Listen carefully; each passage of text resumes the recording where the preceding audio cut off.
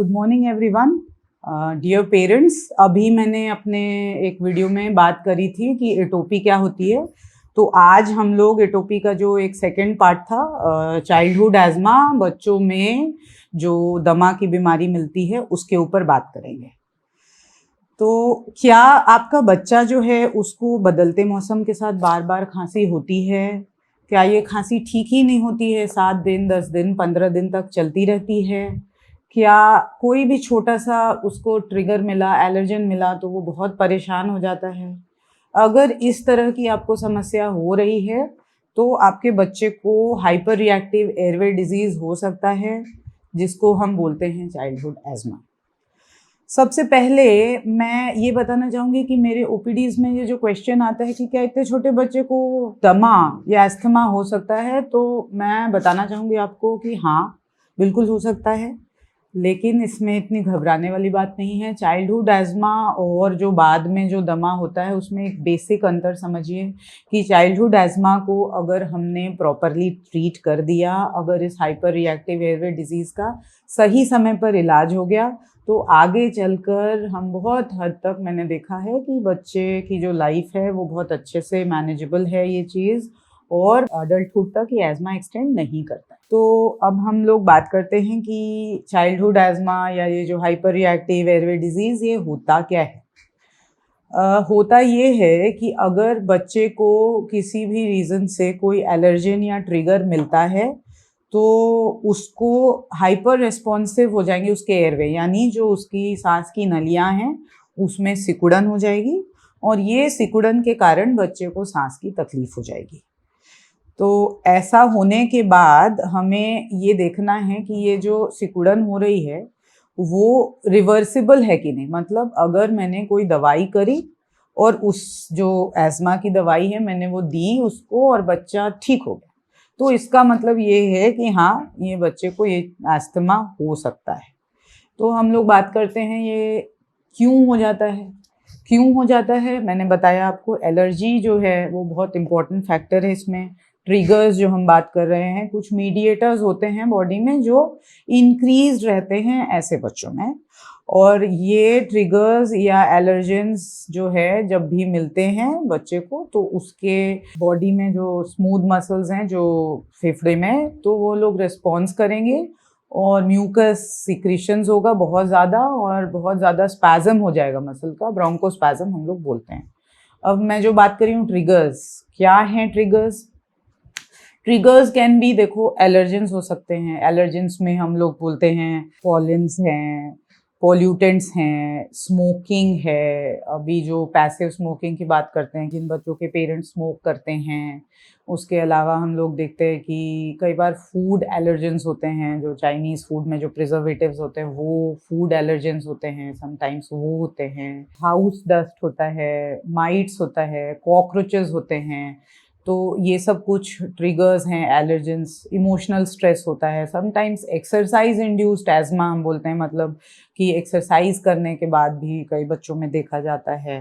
Respiratory infections हो सकते हैं, वो भी एक ट्रिगर का काम कर सकते हैं। अभी मौसम बदलता है तो थोड़ा सा सीज़न चेंज होता है, वो एक ट्रिगर हो सकता है कि जैसे ही मौसम बदला, कोई भी बार बार बच्चे को अगर इन्फेक्शन भी है वो एक ट्रिगर हो सकता है।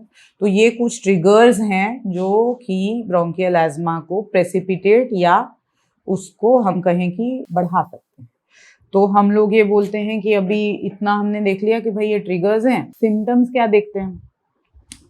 खांसी, लगातार हो रही खांसी, कि भाई बच्चे की, देखो नॉर्मल भी जब भी मौसम बदलता है बच्चे को सर्दी खांसी होती है, तो पेरेंट्स का क्वेश्चन ये होता है कि हमें मालूम कैसे चलेगा कि बच्चे को मेरे ये वायरल खांसी है या ऐसा है कि उसको एज़मा हो सकता है। तो भाई समझो ये चीज़ कि 1 साल में किसी भी बच्चे को 6 बार, 5-6 बार खांसी सर्दी हो सकती है, लेकिन ऐसी सर्दी खांसी जो हर बार सीज़न के बदलने से हो रही है और 7-8 बार से ज़्यादा हो रही है, और ये लगातार चल रही है, 7 से 10 दिन से ज़्यादा लग रहे हैं खांसी ठीक होने में, वो चाइल्डहुड एज़मा हो सकता है, एक चीज़।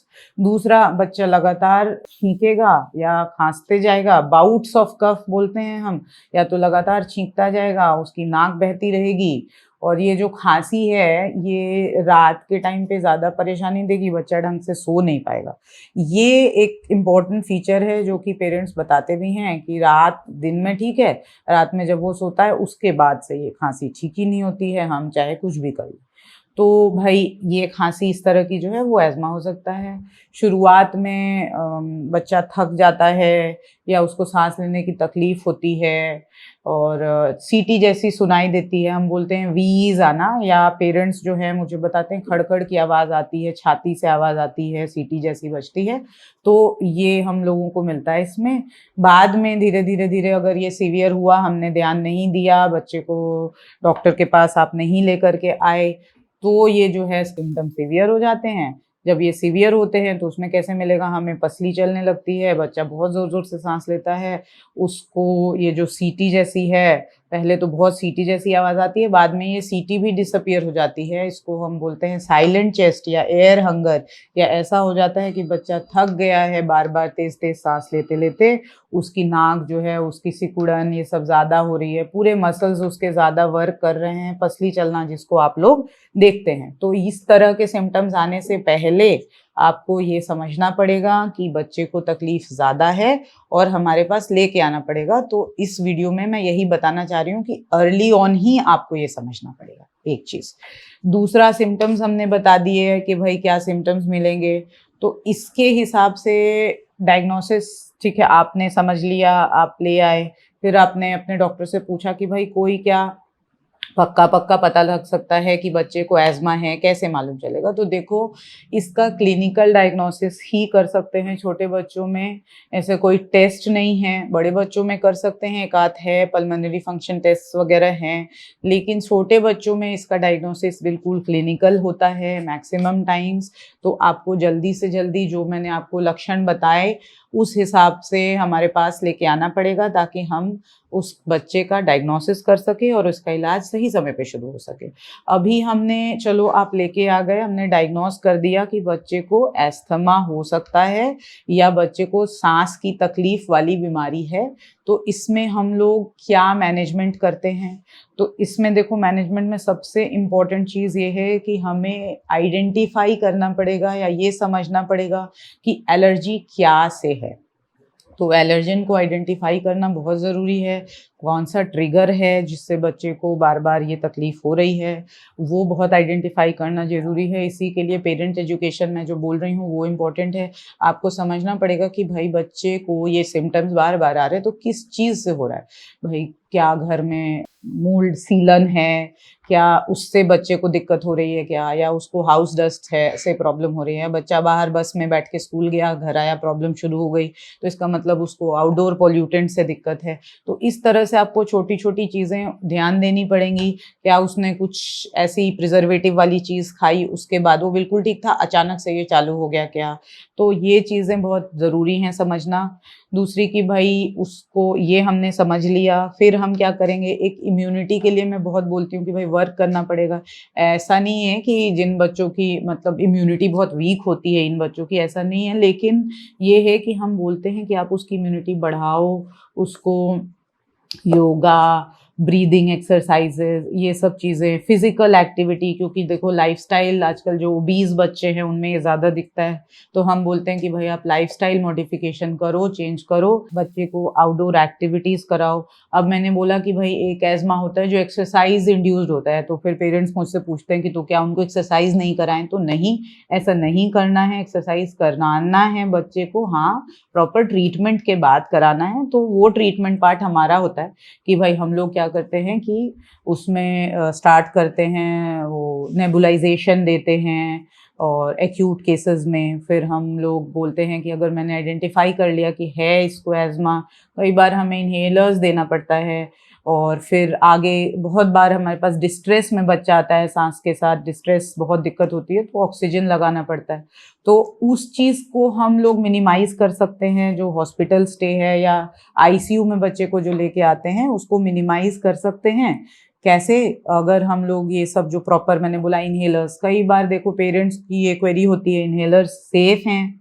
हाँ, सेफ हैं, अगर उसको प्रॉपरली डॉक्टर के निर्देश में दें और उसको प्रॉपरली टेपर ऑफ किया जाए ग्रेजुअली, तो बिल्कुल सेफ हैं।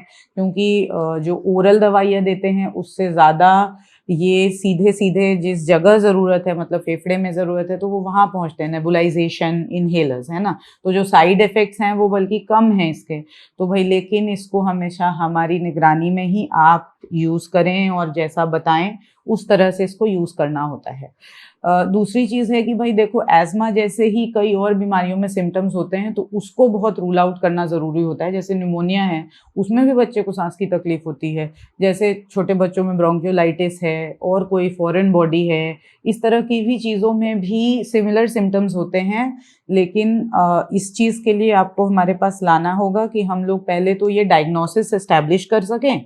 जब ये मुझे मालूम हो गया कि हाँ इसको यही चीज़ है, एज़मा है, तो हम लोग उस पर वर्क कर सकें, उसको प्रॉपर इलाज कर सकें, ट्रिगर्स से बचाएं बच्चे को। तो ग्रेजुअली ओवर द टाइम देखो पीक्स होते हैं भाई, कई बच्चों में 5 से 6 साल की उम्र में मैंने देखा धीरे धीरे सिम्टम्स डिसअपियर होते। कई बार 10 ईयर्स के बाद भी सिम्टम्स धीरे धीरे धीरे with proper treatment, lifestyle modifications ठीक होते हैं। कुछ बच्चों में ये एडल्टहुड तक एक्सटेंड करता है, लेकिन मैक्सिमम केसेस में बहुत अच्छे से मैनेजेबल होता है। तो भाई ये बहुत ज़रूरी है कि आप हमारे पास एकदम सही समय पर या पहले लेकर के आएँ, आपको समझ में आने लगे कि नहीं नहीं ये खांसी तो गड़बड़ वाली खांसी है, तो लेकर के आएँ, उसके लिए इंतज़ार ना करें, ताकि हम लोग उसका प्रॉपर इलाज कर सकें। हर बच्चे का अलग अलग तरह से एज़मा में हम लोग एकदम प्लान बना के देते हैं, ट्रीटमेंट करते हैं। इस तरह से हम लोग उसको हेल्प कर सकते हैं बच्चे को, और आप लोग उसकी इम्यूनिटी, उसके जो मैंने बोला लाइफस्टाइल चेंजेस और ये सब चीज़ों पे वर्क करके बिल्कुल मैनेजेबल है, आगे चल कर के परेशानी नहीं आती है। लेकिन अगर हमने इसको इग्नोर किया, जो बच्चा सिम्टम्स दे रहा है अगर उसको इग्नोर किया गया, तो ज़रूर ये अडल्टहुड में जा कर के प्रॉब्लम करेगा। तो भाई आपको ये समझना पड़ेगा कि एक डॉक्टर अगर आपको समझ में आ रहे हैं कि उनसे आपको चीज़ें क्लियर हो रही हैं, तो स्टिक टू दैट। कई बार हाँ पेरेंट्स ऐसा करते हैं कि एक के पास आए, एक ने एंटीबायोटिक लिखी, अगर कोई रेस्पिरेटरी इन्फेक्शन है, भाई नहीं ठीक हो गया या नहीं ठीक हुआ, फिर से हो गया, तो पेरेंट्स को समझ में नहीं आ रहा है, उनको लग रहा है कि नहीं नहीं ये तो गड़बड़ है, चलो दूसरा और ऊपर वाली एंटीबायोटिक लिखा लेते हैं। नहीं, ये तो ट्रिगर्स हो रहा है ना, रिलैप्स होगा, बार बार हो सकता है अगर प्रॉपरली मैनेज नहीं किया गया। तो आपको ये सब चीज़ें बहुत केयरफुली समझनी पड़ेंगी। यही मैंने अपने वीडियो में आपको समझाने की कोशिश की है। अभी तो मेरे पास एक बच्चा भी आया था जिसको मैंने देखा था ये सब सिम्टम, बच्चा 8 साल का था, यहाँ वहाँ पेरेंट्स ने किया, उनको समझ में नहीं आया। अल्टीमेटली जब मैंने उनको चीज़ें बहुत समझाई, तो अभी दे आर कि हाँ भाई अब हम लोग इस पे वर्क करें। लेकिन आप इतने समय तक वेट ना करें, बच्चा बहुत अर्ली ऑन सिम्टम्स देता है, आपको समझना पड़ेगा, उसको पहले लाएंगे, उसको जल्दी से मैनेज करेंगे, तो फ़ायदा भी ज़्यादा जल्दी होगा। आई होप आपको ये चीज़ों से कुछ हेल्प हुआ होगा, और अगर आपको कोई भी क्वेरीज हो ब्रोंकियल एज़मा, चाइल्डहुड एज़मा, तो आप कमेंट सेक्शन में पूछ सकते हैं। Thank you.